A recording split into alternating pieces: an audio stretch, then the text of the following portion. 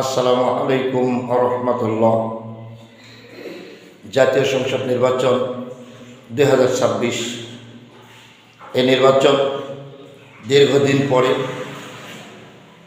বাংলাদেশের সকল নাগরিক, মুসলিম, হিন্দু, খ্রিস্টান, ধনী গরিব, ছোট বড়, কর্মজীবী, পেশাজীবী, দেশি প্রবাসী সকলের নিজের হস্তগত দায়িত্ব প্রয়োগ করে মনের মানুষ, দেশপ্রেমিক, জনদরদী, কল্যাণকর ব্যক্তি নির্ধারণের সুযোগ হয়েছে।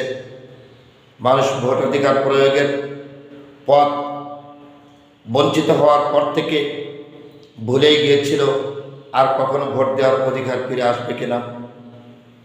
এখনো পর্যন্ত মানুষ অপেক্ষায় আছে সুষ্ঠুভাবে ভোট দিয়ে 12 ফেব্রুয়ারি 2026 বৃহস্পতিবার নতুন পার্লামেন্ট মেম্বার, নতুন মন্ত্রী পরিষদ, নতুন সরকার গঠনের চিন্তাধারা একটি ভোটারের ব্যালট এবং সিলের মাধ্যমে নির্দিষ্ট হবে, নির্ধারণ হবে। তাই যে সমস্ত প্রার্থী অনেক মঞ্চ গরম করা ভূমিকায় নাম ডাক, পরিচিতি, হুঙ্কার দিয়ে নির্বাচনের মাঠে ভোটারগণের সাথে সম্পৃক্ততার ভিত্তিতে চেষ্টা করে যাচ্ছে, তাই পাশাপাশি দেখা যাচ্ছে কিছু সংখ্যক প্রার্থীগণ নীরব, নিস্তব্ধ, তাদের মঞ্চ নেই, সারা শব্দ নেই। কিন্তু ভোটারগণের যে সিদ্ধান্ত দেখা যায় তাদের গতিও একেবারে কম নয়।